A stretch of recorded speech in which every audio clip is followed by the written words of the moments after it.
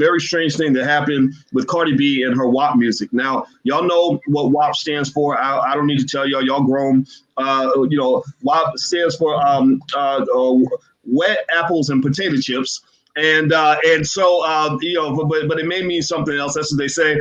And a lot of people have been talking about Cardi B this week because there was a weird situation where Cardi was jamming to her WAP song. The WAP song's been promoted all throughout the world to children all around the planet. My kids have seen this. I've had to explain this sort of thing to them. And so Cardi is jamming along to WAP on her Instagram, and all of a sudden her 2-year-old daughter Culture walks in. And so when Culture walks in, Cardi is basically frozen. She actually stops and literally like turns off the music really quick. Almost like a parent that doesn't want their child to be exposed to something. And so I thought it was worth talking about. I'd like to hear from some of our panelists today. And so the brothers that we have today that will give their perspective. I'll start with the guy on my left, Jeff Lightsey Jr. He's with the Black Boss channel in Ball Sports. What's going on, Jeff? How you doing? Hey, pretty good, Dr. Boyce. How about yourself? Great, man. Good to see you. We got Dr. Maurice Green, the head of the Black Doctoral Network. What's going on, Dr. Green? What's up, family? All is well. All is well. All right. And we also have Coach Brian King, and Coach Brian King is he's an expert on performance among many things and mindset and things like that. And so he has some things to say. What's going on, Brother King? How you doing? How you doing, sir? I'm doing well. How about yourself? Doing very well, very well. And so everybody who's watching, hit the thumbs up button, hit the share button, hit the subscribe button. And I want to ask you guys a quick question in the audience first, and then I'd like you to give me a yes or no. And then I'm going to go to Jeff since I introduced you first. Yes or no, yes or no. So a lot of people feel that Cardi B not wanting her daughter to hear the same music that she's, been, with the help of a corporation, been pushing out to millions and millions and millions of people around the world. Some people feel that makes her a hypocrite. Some people think that Cardi B is a hypocrite because she doesn't want her daughter Culture to hear this music. Yes or no? Yes or no? Do you think she's a hypocrite? Give me a yes or no in the chat if you think she's a hypocrite. And I'll start with Jeff Lightsey Jr. If each of you could answer that question first, and then please provide additional commentary. Jeff, what do you say? Jeff is muted. Let me see if I can unmute Jeff. Okay, yeah, my bad. So it's definitely hypocritical for her to put out the music for the masses, knowing that children like her daughter will hear this and then be upset or frantically run to make sure her daughter doesn't hear it. What I will say though is her daughter is very young, right? So I'm not here to defend Cardi B in no way, shape, or fashion. But her daughter, if I'm not mistaken, is either 2 or maybe 3 years old, like very small. And I know that your exposure to certain things at 3 is a lot different than 15 or something. You know what I mean? Like, so to say that maybe she would want a 15-year-old to hear the song over a 3-year-old. I'm trying to make some sense of this, but even as I'm saying it, it sounds ridiculous. But I will say though that there are things that we are exposed to, or that our parents allowed us to be exposed to at an older age than maybe someone who is sucking on a binky. So I'll just throw that out. But it's very hypocritical in it. In no way, shape, or form or fashion would I want any of my daughter, 15 or 50, to be listening to WAP. That's just my 2 cents. Okay. So Dr. Green, what do you say, hypocrite or not hypocrite? I think it is absolutely hypocritical. I think it speaks to her knowing what kind of impact her music can have, but still putting it out there for other people's children to either intentionally or accidentally hear or become exposed to. So I think, simply put, it's considerably hypocritical. Okay. All right. So Coach Brian King, hypocritical or not hypocritical, and critical, and why? I'm going to have to co-sign with the other two, and I'm going to say absolutely hypocritical. I'm going to even say the word hypocrisy. It's got to get to the point that we have to have some level of core of what we won't do. And so when the baby girl ran in there and she turned it off quickly, it's almost like she was caught doing something that she had no business. I'm just in shock because that is the imagery that's being put out to our young women and our children. And so even if we went to 15, their mind is still not developed at that time, even if we went to 21. And so when I look at all this, and I'm jumping around, Doc, when I look at a Lauryn Hill, I just never heard anything like that. I could play it in front of anybody, and yet the type of artist she was, she just took it to a different level. So again, I want to co-sign with everybody else and say, absolutely, I see the hypocrisy and what happened on the video.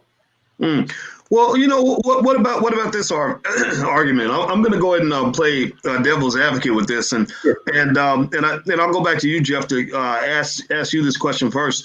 What about people who say, if you ask most of the rappers, I've been following the rappers and their music for a long time in a very critical way, because I think that we got to be thoughtful about the kinds of information and messages we consume at every age, especially as a community. There are rappers who say things like, look, it's the parents' job to protect their child from this music. What me sharing this music is, this is for adults. This is not for children. If your children come into the room and your children go hear this music, it's up to you to do what I did. I'm Cardi B. I got a 2-year-old. I know that this is okay for a 32-year-old or a 22-year-old, but not okay for a 2-year-old or a 12-year-old. So I took my 2-year-old out of the room. You should take your children out of the room too. What would you say to that, Jeff? I mean, there's no way physically, and I'm not a parent, but I'm sure you all who are parents can vouch for this. There's no way physically you can protect your kid from every single thing. Like you allow the kids go to school, they're in daycare, they go to cousin's house, family's house. Like they're going to be exposed to all of this stuff. And songs like WAP aren't just, okay, yeah, you can monitor the actual music that they listen to, but they're on TikTok, they're on Instagram, they're on, YouTube. Like that's one of my nephew's favorite thing is YouTube. And you can go to YouTube, and WAP is one of the most viewed music videos in the last 20 years, right? So like you can't monitor every single step. Yeah, Cardi B couldn't monitor her child walking in the room as they were dancing a WAP. Like you couldn't have stopped it right before she heard some of those words or some of that vulgar language. So no, that to me, that's not a good argument at all for anybody who chooses to say that kind of stuff, because you can't monitor every single thing every single person, every child of yours does. Okay, Dr. Green, what do you think about that? I think, to a certain extent, you can say that the music that was presented is not for children. I think it's a bit naive for people to say that parents should be solely responsible for monitoring and controlling everything that goes into the ear gate of their children, because again, a lot of our young people are finding out about these things in school, like outside of the purview, eyesight, and area of where their children are.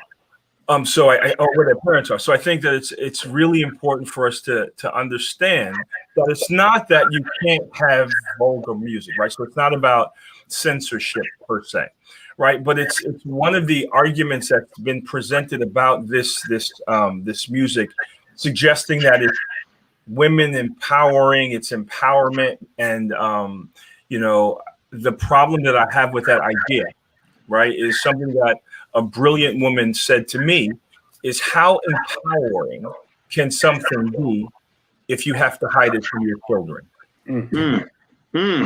Wow. Coach King, Brian King, what do you think about that? I mean, that was a pretty heavy statement. I mean, you talk about Cardi B and, Cardi B, and I might even throw, say, a Lizzo into that category, just because I have my own little personal interest in entanglement there with that. Not a Will Smith. Don't say entanglement. Not a Will Smith kind of entanglement. But a social media entanglement. And a lot of what I've heard is that this is empowerment. Maybe it's body positivity, right? I don't see it that way. And maybe part of me says, well, maybe I'm old fashioned. Maybe I just am unable to see it that way. But is there anything empowering about the message of a song like a WAP or what Cardi B does? I mean, do you think that whole stripper culture that's being mass promoted, where's the empowerment in all of that? I'm not, now again, we're all men here talking, right? I hope one of the ladies in our group decides to join and come in with a perspective, but it's okay, because sometimes men are talking and people need to listen to that too. But because we're fathers, we are the older brothers. We have an authority as well, just like the women do. But what do you think? I mean, what's empowering about WAP, if anything at all? I don't see it, man. I'm coming from old school myself, which is if you don't stand for something, you fall for anything. And so children are so smart that they're going to do what you do and not what you say. And that's what really shocks me, man. I understand, man, that we got to have discretion. I have 3 kids myself. Every conversation that I have, they don't have to be previewed to the conversation. But I think it's getting to the point, man, that nothing is changing, that anything goes, there's no standard. And then when you speak against the standard, something's wrong. When we look at highlighting of the stripper culture, what I first have to ask myself is, how does that help the family? Because when we start to look at rates of people wanting to have good relationships, people having healthy relationships, if I'm just seeing you just as some type of sexual tool, if it's just about what your body can offer, what else do you bring to the table? And so when I look in the 90s and the early 2000s with shows like A Different World, The Cosby Show, positive images that were out, the women were still beautiful at that time, but they stood for something, and it was healthy relationships. So to answer your question, Doc, I don't see how that's empowering. I don't see how that's empowering. Just to follow up on the woman empowerment thing, it was funny on one of the panels we did a while ago before the start of the new year. I can't remember if it was Ro or it was one of the very smart ladies on there said, there's power in being a woman, right? Like a lot of times you hear the women empowerment stuff, especially in the hip hop game. It's like, oh, women like Cardi B or Megan Stallion, whatever, they rap like this because the men do it, right? Like, why can't they do it? The men do it. You hear all of that. But everything that, not to say that they're right. They aren't right at all, but there is power in doing things that only women can do, right? Like, just like women can have babies, and if a man say, I want to have a baby, you can't just go out and do it. Right? There's power in being a woman, and I think in some of the content, like some of the lyrical content that you can put in your music and that we've heard and that people continue to make, that there is power in a perspective that only women can rap about, sing about, do whatever, because there's power in being a woman. Like I think a lot of times they lose that trying to be too much like a man. That's just kind of, and like I said, I can't credit myself for thinking of that. Somebody said that on another panel, and I just thought that was amazing. Wow, I think it's a great point. We've been joined by Tariq Abdul Khalik as well. What's going on, Tariq? How you doing today, man? Hey, how's it going, y'all? Going well. Now, before I take the next question to Tariq, everybody, if you could, please hit the thumbs up button, share, subscribe button. Today we have a panel of men from the Black Boss channel. We're talking about Cardi B and this whole crazy thing that happened with her daughter. Cardi B was doing a WAP dance on Instagram, and her daughter Culture walks in and she runs away. She turns off the music and gets real quiet and sips her wine like she's trying to hide something. And everybody thought that she was hypocritical. So we're trying to get perspective on this. And I like this conversation because I think in these discussions, men should have a voice just like women do. We know the women deserve a voice, but people aren't listening to the black man. So I'm really happy that these brothers are here. So Tariq, give us your thoughts in terms of what you saw when you saw Cardi's reaction. She's dancing along, she's enjoying the WAP music. Her daughter walks in, and she's suddenly a concerned mother. Like, oh my God, I don't want my child exposed to this. Did you feel? We asked earlier if people felt that was hypocritical. So I'd like to ask you that question. And also, if so, why? Yes, it's very hypocritical because they understand that what that type of music does for their daughter. And no parent, no serious parent, regardless of what society tries to paint about, sexual empowerment for women sleeping around with a bunch of men, no serious parent wants that for their daughter. So Cardi B, to me, yes, it was hypocritical, but it looks like that's what the elite, power structure is like when it comes to Black people. What they do is they promote stuff to our people, the most degenerate behavior for our own people. But behind closed doors with their own children, they say, no, you don't be that way. This is not good behavior, okay? That's for those people over there. And Cardi B, as much as she likes to throw her WAP around and as much as she likes to make that type of music, she has enough sense, based on her being a woman, and I'm pretty sure she has some pretty bad experiences, that as a mother, she does not want her child to go through those same experiences that she went through. But it's so interesting. Outside of that, like some of the brothers say, they call that women empowerment. It's just unbelievable. That behavior, that song, if a man would criticize that, even if we would say we want to shield our daughters, they would say that we are being too controlling of our daughters and not letting them be sexually free to explore their sexuality. Okay, so speaking of women, we just had a woman that came in, and Madam President's here out of Atlanta. How you doing today, Chanel? I'm doing very well, Dr. Watkins. How are you? Good to see you. What's up, Good. man? I'm the only woman in the building. Yeah. So we're having WAP talk, and we're talking about Cardi B and WAP and culture, and I assume you saw the video where Cardi B's dancing along to WAP. Her 2-year-old daughter Culture walks in, and suddenly Cardi freezes like a deer in headlights, turns off the music, and just really behaves like a real concerned parent in that moment. What went through your mind when you saw that video, Madam President? Well, I think there's a couple things that went through my mind. The first thing is, I don't think that it was authentic. I think the authenticity was being able to just dance and be free. I think it was a little bit false of it to have to pretend that you don't want your daughter to hear this. Because the reality is, if it comes from me, then it has to be appropriate for everybody in my household. Because if I believe in it.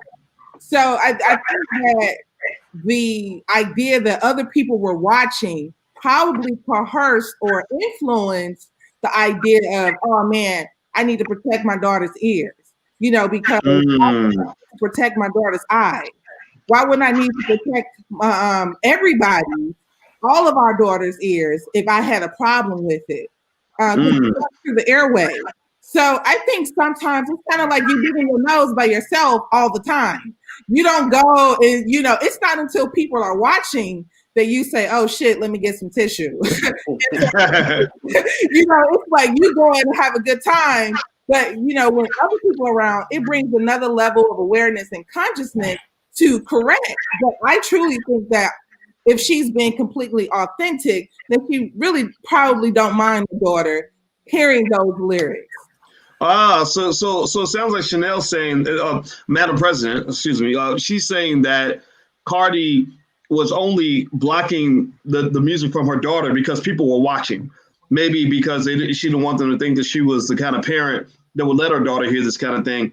I find that interesting. I always wonder about this, and anybody can answer this. Just kind of, if I don't call you, you can just kind of do like that or something. I can make sure we have an orderly discussion. But, I always wonder, I really would like to ask Cardi B, if I told you that your daughter was going to have the exact same life you had, like go, strip club to strip club, sell a little WAP to make ends meet, because she was selling it.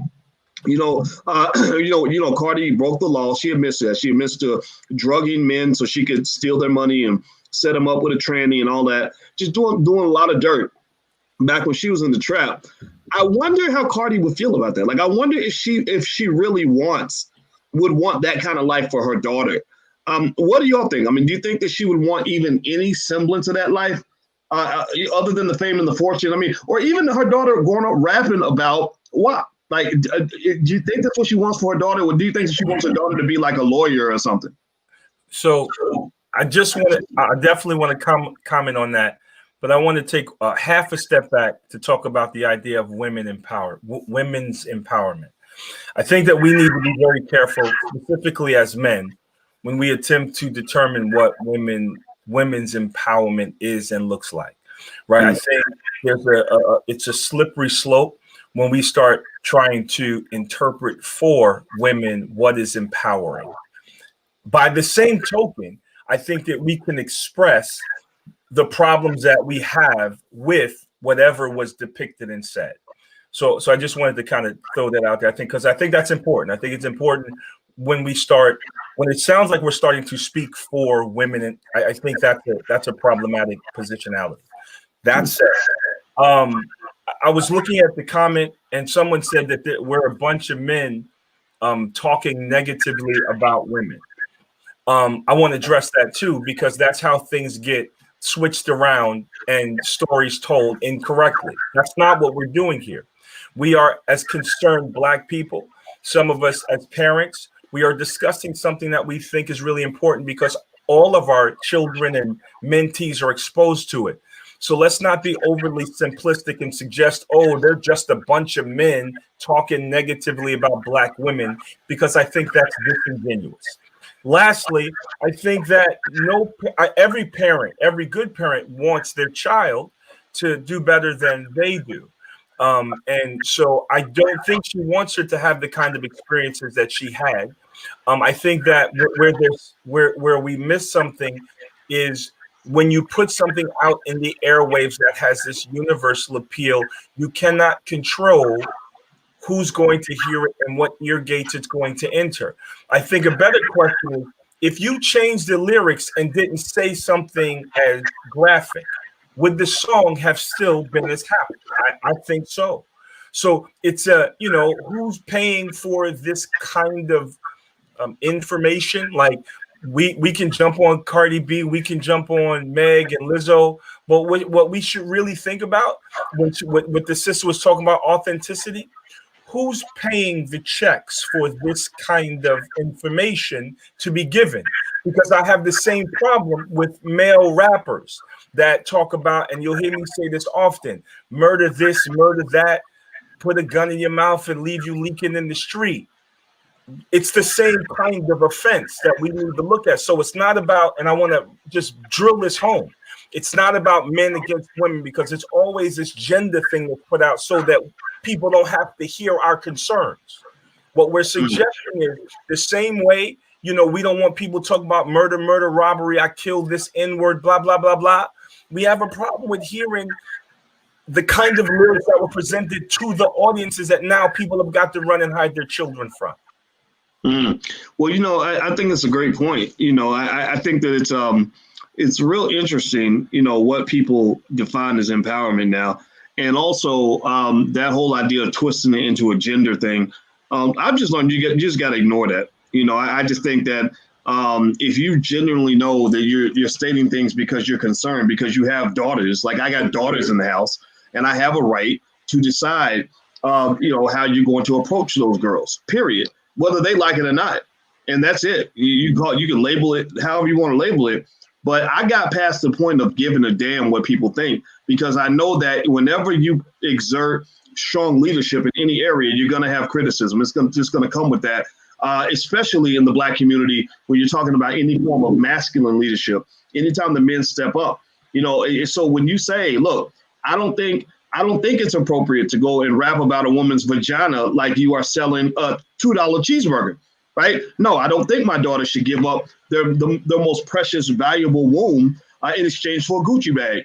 I'm not. You're not oppressing or destroying women. You're valuing women just the same way when you say Black Lives Matter. Well, Black women matter. Black wombs matter. Right? Black wombs are where Black lives come from. So how are you going to talk about Black Lives Matter when you don't think Black wombs matter? Right? So what I'm saying at the end of the day is I just personally think it's important that the voices of men and women get heard, and anybody who tries to turn it into a gender war, it's not a gender war, it's an agenda war. They have an agenda to keep us divided by gender so that we will hate each other and then go run to the white man. Does anybody have a thought or something you'd like to share in response to that? Because I don't want to get up here just yapping and running my mouth all day. No, I agree with you. We should just keep talking, because this is the same thing.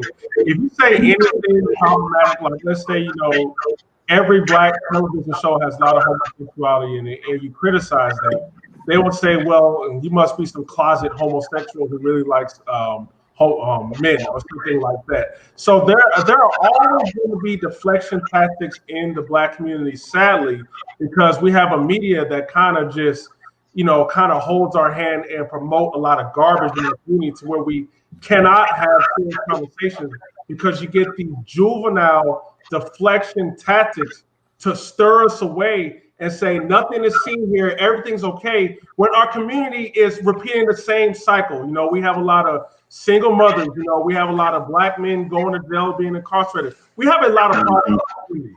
This has to be talked about. So I say, I'm sorry if you feel offended. We are going to keep talking about it. If you want for men to lead, you must allow us to talk about these important conversations. And yes, let's bring the women in and let them give their input so we can come up with a solution for these problems. Yeah, well, I think it's a great point. So Madam President, I'd be curious to know if you're talking about liberation, sexual liberation. I happen to be of the view that we are a sexually suppressed society. I believe that that the expression of sexuality, particularly when it comes to women, is not really allowed or seen as healthy. And I think that it's overly scrutinized. So for example, I get a little bit uncomfortable when I see T.I. taking a little bit too much interest in what his daughter's, vagina is doing that day. I think that's a little bit much. I don't think that's our job per se. But I also think we need men. I think we need fathers. I think that we need men to step in sometimes and be a little bit rude and kind of say, no, this is not cool. We're not going to accept this. How do you think we should draw the line? How does that feel, from a woman's point of view to kind of observe this? I think you're muted. Let me see. Yeah, you got to unmute yourself. Oh, okay. Thank you, Dr. Walker. So I think from a woman's perspective, I think we crossing a very thin line of basically liberation and kind of conforming into a society that pretty much is okay with your destruction. So it's kind of like, okay, I, as a woman, and here's one of the interesting things I want to make a point to right now. So women were fighting so that this whole liberation concept was so that women can have the choice. I want to be able to decide that I want to be more than a wife. I don't want to be just subjected to cooking dinner. I want to be able to be educated if I want to. I want to be able to work if I want to. I want to have choice, right? So the thing that concerns me is we have people who basically are being categorized in some form of liberation movement because of the choice to pop a pussy. No, that is not the objective or the agenda of liberation for Black women. So in my opinion, it just truly, in my opinion, it's a disaster. And also too, I just want to say something. If women are constantly being objectified, if you are a woman who feels like you're constantly being objectified and you want to stick it to the man, how do you stick it to the man and become more nude and become an object? How do you do that? That does not make sense under any circumstances.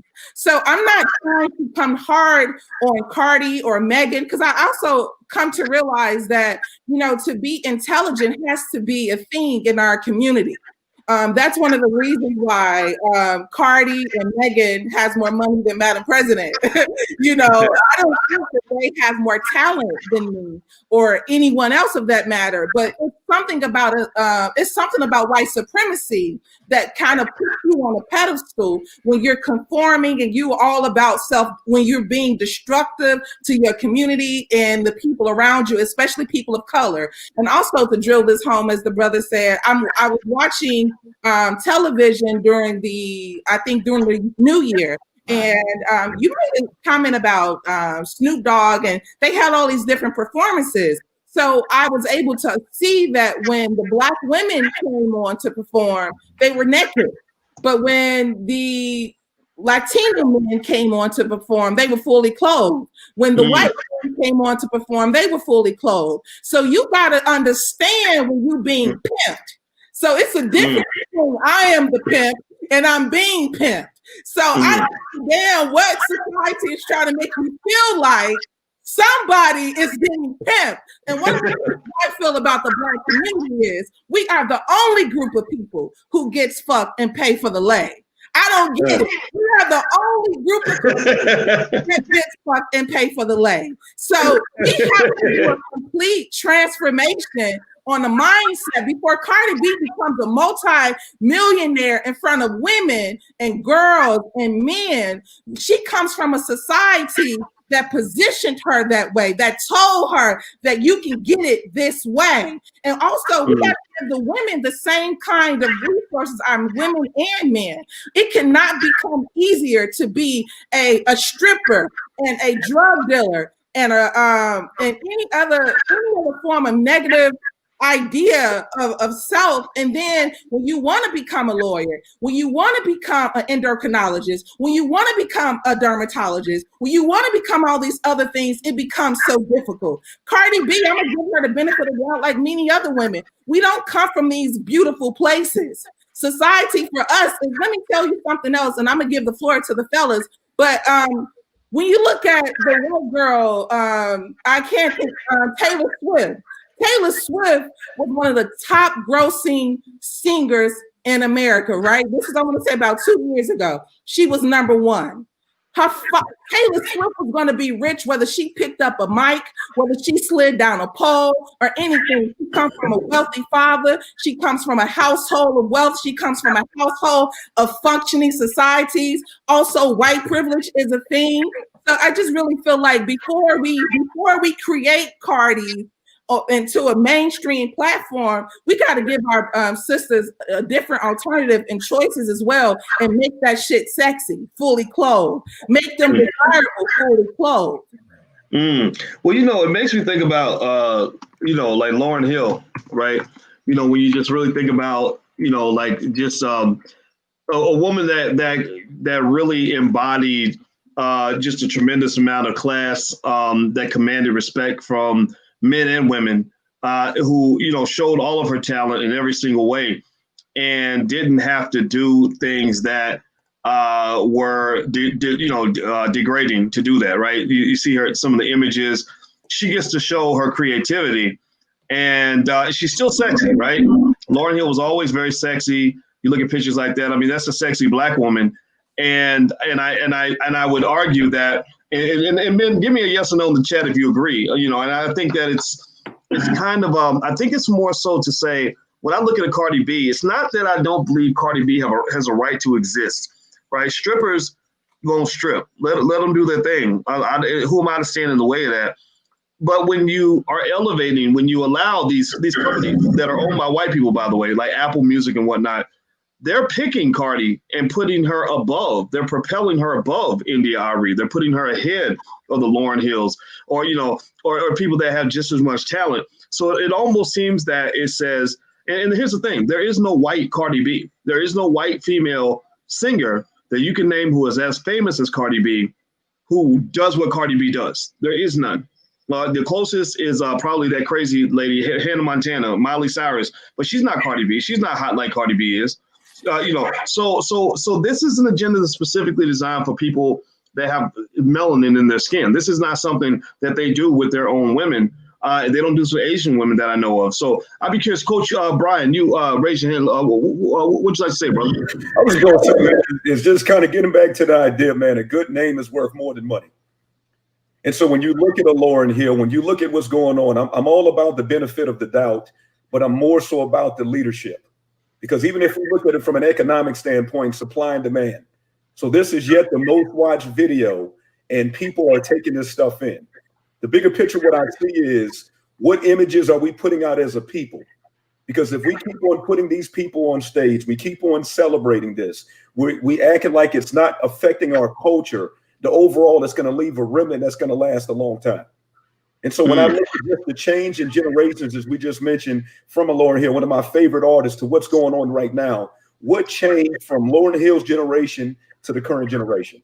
And what I would see is a lack of fathers. What I would see is a lack of alpha males speaking up. Because as the previous brother mentioned, everybody's not going to be happy when people speak up. But when I talk about the liberation empowerment, I talk about if a man that has 2 daughters, that I don't want my daughter stripping. I don't want my daughters wearing some short shorts and they're showing everything that they have. I stand for something. But again, if we're not standing and we're not speaking, this is going to keep on getting perpetuated into our culture, which is detrimental to it as well. That's what I want to say. Very well said. Well said. Did Dr. Green, did you have your hand up early, brother? No, I'm enjoying the panel. Oh yeah, me too. I mean, this is, and I hope everybody in the chat can just say, thank you to all the panelists, because this is what our community needs. We need more conversations like this, so the village can have its voice, right? Cardi can have her voice over there. We have our voice over here, and then at least you got diversity, right?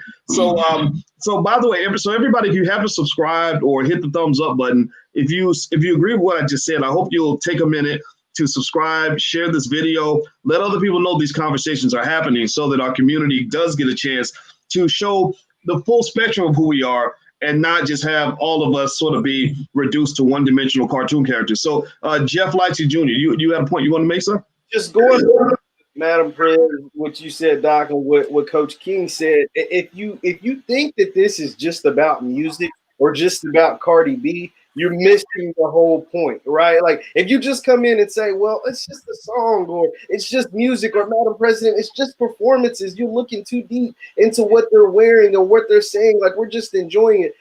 You've missed the point, because if it was just music or just media or just a performance or whatever, our people wouldn't still be struggling, right? Like we wouldn't still be asking for the same things we've been asking for since the 60s or before, right? Like that our wealth gap would have changed significantly and not been the same over the last 60 years, over half a century. So like that stuff does matter. Like it's not by accident, it's by design that a lot of these things or a lot of these people are propelled or a lot of this stuff is put in front of your face or your images of your people look this way. So that's just really what I wanted to say. And the thing is, man, I've been, like I said, when I was a young kid, I lived in Saudi Arabia for 1 year, and I kid you not, I was stereotyped. Because the only thing they knew about black people is they all thought I either played basketball or I listened to rap all day. And they would try to talk to me in some slang too, like, yo, man, what's up, man? You good? Like in a slang, because that's all they know from black media. That's all they're seeing perpetrated on TV. And like Jeff Lyson Jr. said, and Dr. Boyce Watkins said, is that they only put the worst degenerate, destructive behavior for black people. So to be honest, so we really can't compete. So we can really stay on the bottom. So we can worry about, guys worry about, how many women that they sleep with. And our women, the only thing is how big their butts is. Just low grade stuff that just continues the perpetual gender war in our community and is not helping. And like Dr. Boyce Watkins said, these are the only women that are put to the top and pedestal in our community. We're not getting any modest, sane, motherly, nurturing women put to the top in our community. Wow. Well, you know what? And by the way, everybody, I put my Clubhouse information in here. I think this would be a great Clubhouse conversation. So, and also all the panelists, maybe at some point we'll have a Clubhouse panel and members of the audience can join in and share their point of view as well. So if you're on Clubhouse, just hop in there and that's where you can follow. Dr. Green, did your finger go up? Yes. So this is the first time that I've actually been on a panel and I'm actually paying close attention to the commentary, which maybe I shouldn't, but I think it's really interesting, right? And I just wanted to point out what's already been said, right? It's about the diversity factor, right? They have all of these television shows that claim to be attempting to find, for example, the best singer, right? Whatever, I don't want to call a show out, but they're trying to find the best singer. And you notice that there's such a ridiculous diversity in who they pick to be in the show. Well, now we know Black people of the drums, we can find some of the best singers in the world in any church, anytime, right? So if you want to find, I can find 20 top singers right now in half of the churches in America, right? That could blow most of those people off the stage with very little effort, right? Melanie Daniels being one of them, right? So they deliberately attempt to create a diverse look on who's the best in terms of music. What we are suggesting is that it's not necessarily a Cardi B problem. What we are suggesting is there is no diversity in what is promoted in terms of Black women in the music industry, right? So when you start to think about like Black men rapping, right? The gun toting, murdering, whatever, no diversity. That's not accidental, right? That's not accidental that they're not pushing a Kendrick Lamar, a Common or whatever. Like it's just murder, drug, money, capitalism. And so Black men fall victim to the same kind of pigeonholing. We have a problem with the fact that now, in order for a Black woman to have a hit record, she's got to stoop to the lowest factor of what our people do or may not do. And I think what we should really think about is why is it that it's limited to this kind of, predicament, right? If you're trying to find the 20 best basketball players, all right, 18 of them are going to be Black. So if you're going to find some of the hottest rappers, there should be some kind of diversity, and there isn't. And that's deliberate, It's intentional. It is specific to our people. And we really need to start thinking about the ways in which we allow the music business, the check writers, to determine what is going to be promoted and what is going to be hot. Well, the check writers, that matters a lot. And what I really liked is, and I want to read something to you guys before I let all the panelists kind of give their final statements on this, because I think this has been a great conversation. Hit the thumbs up button, everybody. Please hit the thumbs up button, share, subscribe button. And also make sure, take some time to go to the Black Boss channel, theblackbosschannel.com. That's where Black men do all the talking on their platform. Fly Nubian Queens, where only women talk. But on the Black Boss channel, that's where Black men talk. So if you care what Black men think, or you are a Black man, then go to theblackbosschannel.com. Make sure you subscribe. I'm going to read. Jeff Lightsey Jr. made a great point earlier. You were talking about something that is very important, very critical for us to understand about how music influences us. First of all, we're just musical, creative people in general. You go on the internet, you scroll, and you always see somebody dancing or playing music or whatever. Music is a big part of our culture. That's fine. It is what it is. And people a lot of times will say, "Oh, it's just music," or "Oh, it's just entertainment." That is probably one of the most dangerous things that you can ever say about the Black community. If you ever get to the point where you think that media is just entertainment, then you are the biggest sucker on the planet. They're going to run a rope-a-dope on you like nobody's business. They're going to poison your mind like they're poisoning your food. And let me, for those of you who don't agree with me, who don't hear what I'm saying, and I'm not telling you to agree, I'm just going to give you some perspective here. I looked up, I did some research at University of California, San Francisco, I believe. University of Central Florida. Sorry about that. And they talked about how music responds to the brain. So what I'm going to do is I'm going to show you guys actually the page. I'm going to share the screen. Hit the thumbs up button while I do this. I'm going to share the screen with you all. And I want you to see this thing, the way they break down how music responds to the brain. I assume everybody can see this. Let me make it bigger. All right. And so here they actually have this thing. This is on ucf.edu. Your brain on music, and they literally go through every region of the brain and how the music affects different regions of the brain, like Broca's area, the area that produces speech. This is Wernick's area, comprehends written and spoken language. The occipital lobe. I get Dr. on this one. Dr. Green, help him out. Right, I'm doing my best, y'all. Not my subject matter. Not my subject matter. There we go. Processes what you see, coordinates movement and physical memory, the cerebellum. They said an Alzheimer's patient, even if he doesn't recognize his wife, can still play the piano if he learned it when he was young, because playing has become a muscle memory, right? So you go down, you've got the nucleus accumbens, which basically seeks pleasure and reward and plays a big role in addiction as it releases neurotransmitter dopamine. Music can be a drug. Are y'all hearing me? Give me a yes or no, Black people, if you're hearing me. Music can be a drug, a very addictive drug, because it's also acting on the same part of the brain as illegal drugs. Music increases dopamine in the nucleus. And the nucleus accumbens, similar to cocaine. So basically, when rappers rap about how my music is like dope, I'm sure you've heard rappers talk about I got dope music, or I'm slanging them hits, right? Like they use these dope dealer analogies. Well, those analogies are actually quite precise, because there's science that shows that music affects your brain like a drug. And a lot of our children are getting hooked at the age of 3. They're the age of culture, and they know the lyrics to Cardi B songs before they learn their ABCs. And then you wonder why some of your people are just butt naked crazy.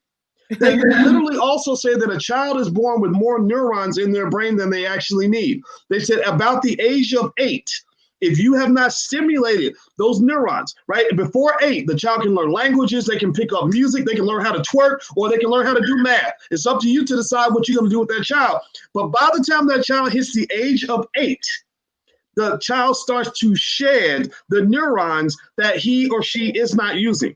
So your child becomes dumber because the brain says, well, I'm not using the brain. All I'm doing is sitting around watching TV all day. So the child literally reduces, it goes lower in intelligence, and they might stay that way for the rest of their life. Last point I'm gonna make on this before I let my panelists to make a final statement on this. Here are some things that music can do to the brain. Never think it's just music. There's a reason they want to program this. The reason why Bill Clinton's administration allowed Clear Channel, companies like that, to buy all the radio stations across the country so they could go from giving you critical thinking content to stuff that would dumb you down. Well, here's some ways music affects the brain. It can change your ability to perceive time. It can tap into your primal fear. It can reduce seizures, make you a better communicator, make you stronger, boost your immune system, assist in repairing brain damage, make you smarter or dumber, evoke memories. It can even help Parkinson's patients come out of Parkinson's, right? So what I'm saying to you is music is powerful. Give me a yes in the chat if you understand what I'm saying. Music is powerful. So let's circle back. You got Cardi B, as talented as she is, using all that talent, all that power, all that influence to teach 10 million, 100 million, 50 million, whatever, little girls at the age of 7 that they can sell their vagina for a Scooby snack and a pair of sneakers, right? That cannot be good for your community. You cannot disconnect the massive, massive failure of the Black community to the music that you are consuming and your children are consuming on a daily basis. Those two things are linked. With that being said, I'm going to shut it down, and I'm not saying anything else. Jeff Lightsey Jr., what is your final statement, brother? Jeff is muted. No, definitely. Like you said, the thing with the music and all of it connects. All of the whether it's music, television, movies, all of the media is connected into the way that we see ourselves, the way other folks see us, or right or wrong. You know what I'm saying? Like the way this stuff goes down and the way we are portrayed, it actually makes us think about ourselves a certain way. So if all we see is Black people rapping about, selling drugs, killing folks, then our people actually think that's all our people do, even though we have successful doctors or successful business owners, entrepreneurs, and things like that. So like the music, what takes place in the music, what takes place in the media, it does shape and evolve the way we think of even our own people, not just the way other people think of us, but because a lot of times there's Negro naysayers and wolves in sheep's clothing fighting against us harder than a lot of white people are. So those are my final thoughts. All right, Coach Brian King, your final thoughts, brother. Yes, sir. So like you said, Doc, if I just had to simplify it, your brain is a sponge. Whatever you put in is whatever's going to come out. There's one on YouTube if you guys want to watch it, Amazing Water and Sound Experiment, and it shows how sound on a certain megahertz affects the shape of the water, and it actually turns into different shapes. So when we put sound over that and we put words in that, we literally start to rebuild what's going on. I've been reading some of these comments as well, and I'm amazed. But I guess my biggest walkaway is going to be this. My people perish for the lack of knowledge. When you don't know any better, you don't do any better. But when you know better, you should do better. That's all I got to say, Doc. All right. Madam President, what is your final thought, ma'am? Thank you so much for having me, Dr. Walker. It's good seeing you fellas. But I totally agree that we are sponges. And another thing that I want to add to this as my final thought is there's too many intelligent, college educated who owe Sally Mae way too much money, who are continuously straddling the fence of white supremacy. So we have too many people that's open to listening to WAP, opening to listening to Kendrick Lamar, and we honestly need to shut it down in order for us to be progressive, in order for us to stand on our side of what we consider to be important in our community. I think you have to turn it off. You have to decide, I'm not going to participate. And I think that's been the hardest thing for us overall. But anyone who thinks that it doesn't matter and it's just music, that's absolutely incorrect. It does matter. And we are absorbing everything about it. All right. Mr. T, Tariq Abdul Khalik, what say you, sir? Absolutely. We must understand music does represent a part of your culture. And even if you guys can go back in the day where you had people like Ice Cube or even Jay-Z had lyrics in their song about those other white people, they were called out and told to apologize. But see, they don't want that to be a part of their culture. But when it comes to your culture, oh yeah, you can, degrade yourself. You can say the worst things, whatever about your people, and we will elevate. But if you look at other groups, you start degrading their people, they're shutting that down because they don't want that to influence their children. And even I look at this in a political way too, because I feel like these people who they hype up in our music industry is funny when it comes time for an election, they then interview these people on political points. Like it's insane that they have political conversations with these people, and this is all just to kind of rope us in control and just not having us elevate our thinking. It's almost as we're just in a bubble where we're supposed to think a certain way, and then here goes the entertainment to keep you busy. And then when it's come time for us to want you to vote a certain way or do what we want, we're going to push these black celebrities out in front of you to tell you what to do. Yeah, so it sounds like it's a programming thing, right? If I program you with the music, then you're going to come to admire people who aren't necessarily worthy of being admired. Dr. Green, Dr. Maurice Green, your final thoughts, sir. Again, looking at the comments. So I want to say this to you. I think Cardi B is an artist. She deserves to be able to make money and to generate revenue, and that's fine. But again, I'm going back to the same point. Where's the diversity? Where are the black women that are allowed to succeed and spit fire that's not related to sex or violence? It's kind of the same pigeonholing that goes on with black men. So I think that we really need to, again, don't think about Cardi B.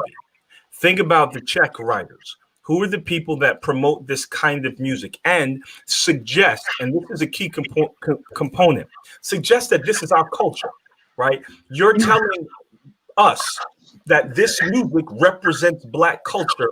I beg to differ. And I suggest the more that we start examining not just the Cardi B's, but the NBA, whatever dude, I forgot who this guy was. NBA Youngboy. Let me, because we should have done something on this. That young man, according to what I was told by some of the young men I mentored, went on his Instagram, is it called Instagram Live, and said that only a real man can take the life. It takes a real man to take the life of another man. This kind of insanity presented as black culture is poison. Let's stop kidding ourselves, right? Let's start kidding ourselves that the people that they promote and they put in front of us and they say, hey, you should say that these people we look up to, or they're hot, or they're the people of reference. Let's not be ignorant concerning the devices that are used to pollute our minds and the minds of our children. We need to stand up and say, okay, you have a right to rap and spit whatever you want, but we have a right to suggest to you in no uncertain terms that is not black culture. That is not who we are. That is not what we represent, and we stand against it. Now, spit what you want, but I'm going to speak my piece also. And to all of the people that are suggesting that we should be quiet and we shouldn't say anything, I think you should reevaluate who's pushing your buttons. Because at the end of the movie, we love black women. We love black people. We love black children. We love each other. And that's why we're having these kinds of conversations to say, you know what? Yeah, there is a diversity within the black people. And everybody, and look at the comments of the women, not men, that are saying, this is not us. This is trash. This is garbage. Don't try to gender this. This is about our people, and this is about our future. All right. All right. Well, everybody, if you could you take a second, please, and give our panelists a digital thank you, digital round of applause. I appreciate them all being here. This has been a great conversation, and I hope you agree with me when I say we all know for sure that you're not going to get this kind of stuff on white stream television. It just doesn't happen. This is too intelligent. This is too anti-stereotypical, and but you're going to get it here. This is what we're building. This is what we're doing, and I believe we are in a media war. We're in a war of information, and I think that to fight this war, we really need everybody to be a soldier in this. So if you could take 1 second, go to yourblackworldtv.com and subscribe. Just hit the subscribe button, hit that notification bell, because as our numbers get stronger, then our unity gets stronger. Our ability to share the right message gets stronger, right? And you guys know what we believe in. We believe in being black, being strong, and being intelligent, right? We believe in building wealth. We believe in building family. If these are your values, then I hope that you will take the time and act upon those values and participate in what we're trying to build here, because I want everybody that comes in here, everybody that's on these panels, I want them to get the same respect, the same fame as the rappers. You know, I know Dr. Green, you guys may know this. I mean, I know this. Dr. Maurice Green runs the largest Black doctoral network that I've ever seen in the country. All my friends were in it. Alicia's in it, and I didn't even know. I said, "How did you end up in it?" I don't know. I'm just in it, right? But so this brother's very powerful. We should know him the way we know the rappers. Tariq Abdul-Khalik lays out very strong, independent views that are not controlled by any political party. That's why I love him. He's Black first. He's hashtag B1 to the fullest extent. He's a poster child for that.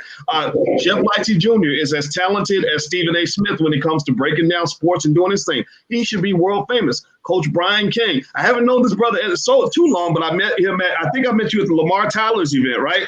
Yeah, anybody who hangs out with Lamar Tyler, I know is either already a millionaire or going to be one. And this brother's very powerful, very intelligent. You heard what he had to say. And Madam President is actually one of the most talented and creative people I've ever met. I met Chanel in 2007 or 2008, if I'm not mistaken.